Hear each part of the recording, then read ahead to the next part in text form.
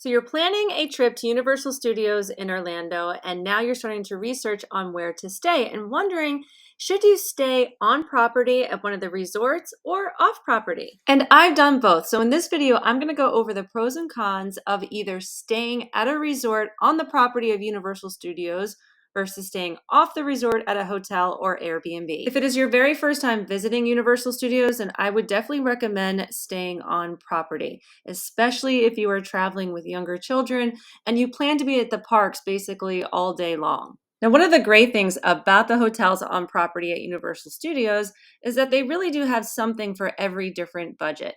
And we do several other videos about this. I will link them in the description below, including a pool hopping video where we take you to every single pool at the different resorts. Also, a full review of the Hard Rock. And each hotel has free transportation to the parks. So the more budget-friendly hotels, you will take a bus there. And as you get closer to the actual parks, they have a water taxi that you can ride directly to the Universal Studios theme parks.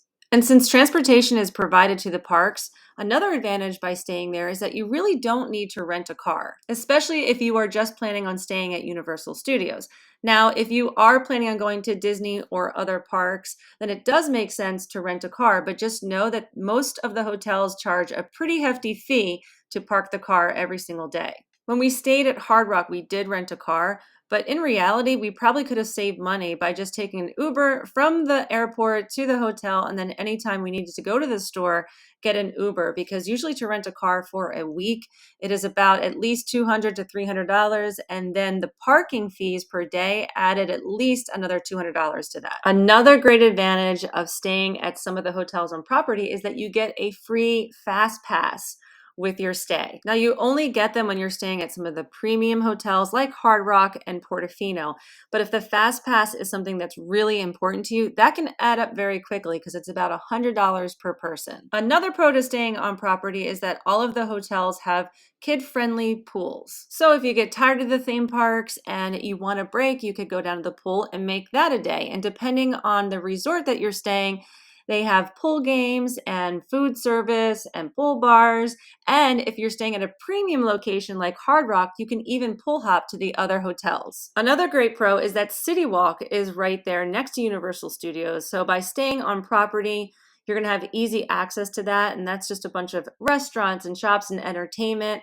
So at night, if you want to find some place to eat or something different to do with the family, that is right there. And you can take either the bus or the water taxi. And we are not Universal experts by any means, and there are a ton of great videos out there, especially about where to stay and the resorts on property. So make sure you do some really good research before choosing because they all offer different things and have different advantages. Now, on our last trip to Universal, which was just about a month ago, we opted to stay at an Airbnb. For this trip, this was a much better option for a few reasons.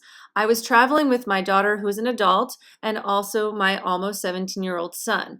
And often at the resorts on property, everyone is stuck in the same room unless you want to pay a crazy amount of money and get one of the suites. And even then, those usually sell out right away.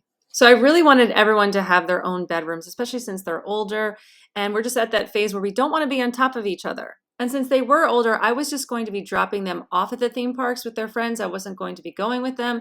So I also wanted my own space where I could do some work. Now, another reason why I went with the Airbnb is that the last few times we have been to Universal Studios, the food quality was not good. So I really wanted a kitchen where we could eat breakfast. If they wanted to have lunch at the theme park, they could, but then cook dinner at home at night. And we also saved money by doing that. Not only was the Airbnb less expensive than staying on property, but then you don't spend as much money on food. And they did not purchase the Fast Pass when we were there, so that wasn't a big factor for us because we went during the last week in August when everyone is back in school in Florida and other places, so it was less crowded than any time we had been there.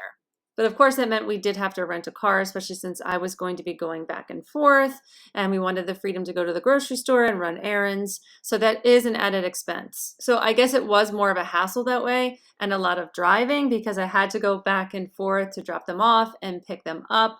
And then even if you are going to the parks, which I did one day, you have to pay to park, and that's anywhere from $30 to $50 a day. So even though you might save a little bit of money by going off the resort, I still don't think it's the best option for people with little kids or going there for the first time, because they do have some budget-friendly options, and there are ways that you can still prepare food in your rooms or bring food back to your rooms, because you don't want to add any hassle to the trip that could already be a little bit stressful. We love staying at Hard Rock the last time we were there. Just the ability to walk to the theme parks and to City Walk, and for them to have the ability to walk back and forth. If they needed a break, they could come back to the room.